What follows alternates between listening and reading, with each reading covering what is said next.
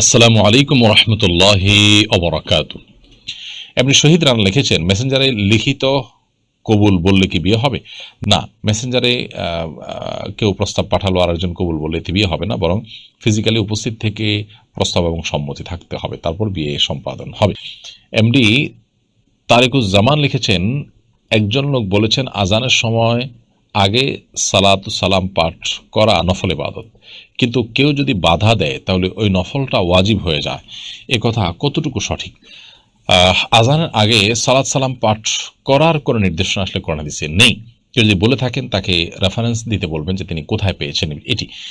আহ, তবে আজানের পর দুরুদ পাঠ করার বিষয়টি হাদিস দ্বারা প্রমাণিত। আমাদের দেশে কোনো কোনো অঞ্চলে আজানের আগে আসসালামু আলাইকুম রাসূলুল্লাহ ইত্যাদি পাঠ করা হয়ে থাকে। এখানে আবার একটা কথা বলা হচ্ছে যে কেউ যদি বাধা দেয় তাহলে নফলটা ওয়াজিব হয়ে যায়। তো এটাও আসলে ভিত্তিহীন কথা। এগুলোর কোনো ভিত্তি নেই, একেবারেই মন গড়া কথাবার্তা। কারণ সুন্নাহর কোথাও এরকম কোনো কথা বর্ণিত হয়নি। এআইডি থেকে আপনি লিখেছেন, আমি গর্ভবতী, আমি খুব খারাপ স্বপ্ন দেখি, এতে কি আমার গর্ভের সন্তানের ক্ষতি হবে? বোন, স্বপ্ন কি দেখছেন সেটার উপর আসলে নির্ভর করবে যে আপনি কি স্বপ্ন দেখছেন, এর ব্যাখ্যা কি হতে পারে। তবে আপনি খারাপ স্বপ্ন দেখছেন দেখেই আপনার গর্ভের সন্তান ক্ষতিগ্রস্ত হবে বা ঠিক এরকম মনে করার কোনো কারণ নেই। অনেক সময় এই জাতীয় স্বপ্ন শয়তান দেখিয়ে থাকে মানুষকে শুধুমাত্র পেরেশান করবার জন্য, অর্থহীন স্বপ্ন হয়ে থাকে। তো আপনার স্বপ্নটা আসলে কি ধরনের এবং কোনো ইন্ডিকেট করছে কিনা, ইন্ডিকেটে কি ইন্ডিকেট করছে, যেটা ইন্ডিকেট করছে সেটা হওয়ার সম্ভাবনা আছে, তারপরে এগুলোকে হলফ করে বলার কিছু নেই। আপনি আল্লাহর কাছে পানা চাইবেন যে আল্লাহ, এই স্বপ্নের কোনো অনিষ্ট বা ক্ষতির আশঙ্কা থাকলে আপনি সেখান থেকে আমাকে রক্ষা করেন, বাস সেটুকু ইনশাআল্লাহ আপনার জন্য যথেষ্ট। শাহজাহান লিখেছেন, কোরবানি গোশত বন্টনের উত্তম পদ্ধতি কি? গোশত 3 ভাগ করা কি আবশ্যক? কোরবানি গোশত বন্টন করার উত্তম পদ্ধতি হলো এটাকে 3 ভাগে ভাগ করা। এটা মুস্তাহাব বা সুন্নাহ, এটা আবশ্যক নয়, ফরজ বা ওয়াজিব নয়।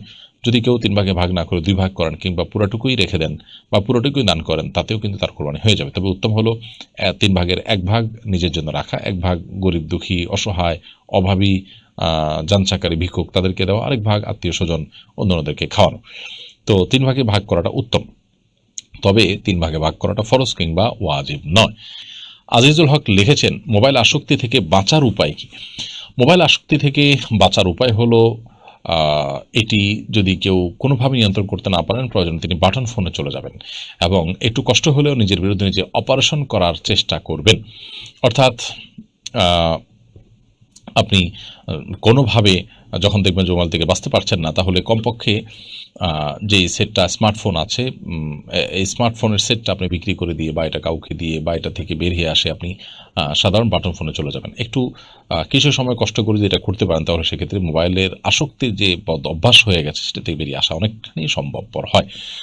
আবার কোনো কোনো অ্যাপস আছে যে অ্যাপসগুলোর মাধ্যমে নির্দিষ্ট সময় সোশ্যাল মিডিয়াতে ব্রাউজ করার পর সেটা বন্ধ হয়ে যাবে, এরপরে বিভিন্নভাবে সেটা খুলতে অনেক কষ্ট করতে হবে, বেগ পেতে হবে। এগুলোর মাধ্যমে কিছুটা নিয়ন্ত্রণ করা যায় এবং চাইলে সকাল বিকাল, সকাল দুপুর রাত 3 টাইমে নির্দিষ্ট কিছু সময় ফিক্স করে ওই সময়টাতে শুধুমাত্র মোবাইল খুলে অ্যাপ আপনি ব্রাউজ করবেন, এরপর সেখানে অটোমেটিক ওই অ্যাপসের কারণে লক হয়ে যাবে। এরকম সিস্টেম করলে কিছুটা সম্ভব হয় নিয়ন্ত্রণ করা। আবার অনেকের জন্য দেখা যায় যে মোবাইলের যে অ্যাপ, সোশ্যাল মিডিয়া যে অ্যাপগুলো আছে সেগুলো ডিলিট করে ফেললে, সেগুলো আপনার সেগুলোকে আনইনস্টল করে ফেললে তার জন্য বাঁচাটা সহজ হয়, সেটাও আরেকটা পদ্ধতি। সেক্ষেত্রে তা সোশ্যাল মিডিয়ার কোনো কাজ থাকলে এটা কম্পিউটার ল্যাপটপ ইত্যাদিতে সারবেন, কারণ সেখানে আসলে খুব বেশি সময় নষ্ট করার সুযোগ থাকে না, মোবাইলে যতটা থাকে। তো যার যেটা সুবিধা হয় তিনি সেই পন্থা অবলম্বন করে এই আসক্তি থেকে বেরিয়ে আসার চেষ্টা করতে হবে। এরপর প্রশ্ন হলো, অতি সম্প্রতি ঢাকা বিশ্ববিদ্যালয়ের একজন সাবেক শিক্ষক নারীদের বোরকা এবং হিজাব নিয়ে বিরূপ মন্তব্য করেছেন এবং তিনি তার ওয়ালে এ ধরনের পোস্ট প্রায় করে থাকেন। এই ব্যক্তি সম্পর্কে আপনার মন্তব্য কী? দেখুন, এই বিষয়টি বেশ ব্যাপকভাবে প্রচারিত হয়েছে, সমালোচিত হয়েছে, বিতর্কের জন্ম দিয়েছে। আমরা দেখেছি একজন বেশ বয়োজ্যেষ্ঠ সাবেক বিশ্ববিদ্যালয়ের শিক্ষক, তিনি বোরকা পরা মেয়েদের বোরকা এবং হেজাব নিয়ে উৎসাহ প্রকাশ করেছেন, বিরক্তি প্রকাশ করেছেন। অবাক করা বিষয় হলো যে তিনি তার ফেসবুক ওয়ালে যে সমস্ত পছন্দের তালিকাগুলো দিয়ে রেখেছেন বলে বিভিন্ন পোস্ট আমরা দেখতে পেয়েছি, সেগুলো দ্বারা বোঝা যায় তিনি আসলে অশ্লীলতা এবং নারীকে জাস্ট শুধুমাত্র একটা উপভোগের বস্তু মনে করা, মানুষের মর্যাদা না দিয়ে শুধুমাত্র এটাকে একটা উপভোগের আইটেম মনে করা, এটা তার যেন নেচারে পরিণত হয়েছে। তো এই ধরনের মানুষ তো আসলে বোরকার প্রতি তাদের উৎসাহ প্রকাশ করাটাই স্বাভাবিক, কারণ বোরকা যারা পরে থাকে তাদেরকে মনের মতো তাদের দ্বারা হারাম স্বাদ নিতে পারেন না, তাদের নিয়ে বাজে কল্পনা জল্পনা করা, নোংরা চিন্তা করা সুযোগ পান না, এই জন্য তাদের তো এগুলো নিয়ে উৎসাহ প্রকাশ করাটাই স্বাভাবিক। আল্লাহ তাআলা আমাদেরকে রক্ষা করুন এই ধরনের হাতে গোনা কিছু ইসলাম বিদ্বেষী, কিছু নাস্তিক কিংবা ইসলামের প্রতি যাদের অ্যালার্জি আছে, এই ধরনের মানুষগুলোর কাছে যেন আজকে আমরা জিম্মি হয়ে গেছি। দেশের সংখ্যাগরিষ্ঠ মানুষ যেখানে ধার্মিক এবং শালীনতা পছন্দ করেন, মুসলিম অমুসলিম নির্বিশেষে, সেখানে এই ধরনের কিছু মানুষ তাদের ন্যূনতম লজ্জাটুকু পর্যন্ত নেই। ভদ্রলোকের পোশাক আশাক আমরা দেখেছি যে পোশাক আশাক শতভাগ পশ্চিমা, কিন্তু তিনি মেয়েদের বোরকা নিয়ে উৎসাহ প্রকাশ করেছেন এবং তাদের বাঙালিয়ানা নিয়ে প্রশ্ন তুলে দিচ্ছেন। তো বোরকা থাকলে যদি কোনো মেয়ের বাঙালিয়ানা প্রশ্নবিদ্ধ হয়, তাহলে তার যে পোশাক আছে যেটা অবাঙালিয়ানা পোশাক, পশ্চিমা পোশাক, তার কারণে তার বাঙালিয়ানা নিয়ে প্রশ্ন ওঠে না। তো এদের দিন শেষে আমরা দেখি যে এদের মূল সমস্যার জায়গাটা হলো যে ইসলামের প্রতি তারা বিদ্বেষ লালন করে, মুসলমানদের প্রতি বিদ্বেষ লালন করে। এদের অনেকে নিজেকে নাস্তিক দাবি করে, এরা আসলে মূলত ইসলাম বিদ্বেষী, নাস্তিক নয়। নাস্তিক হলে তো অন্য সব ধর্মের প্রতি তার সমান দৃষ্টিভঙ্গি হওয়ার কথা। আপনি দেখবেন দিন শেষে শুধুমাত্র ইসলাম নিয়ে তাদের সমস্ত মাথা ব্যথা, অন্য কোনোটা নিয়ে তাদের কিন্তু মাথা ব্যথা নেই।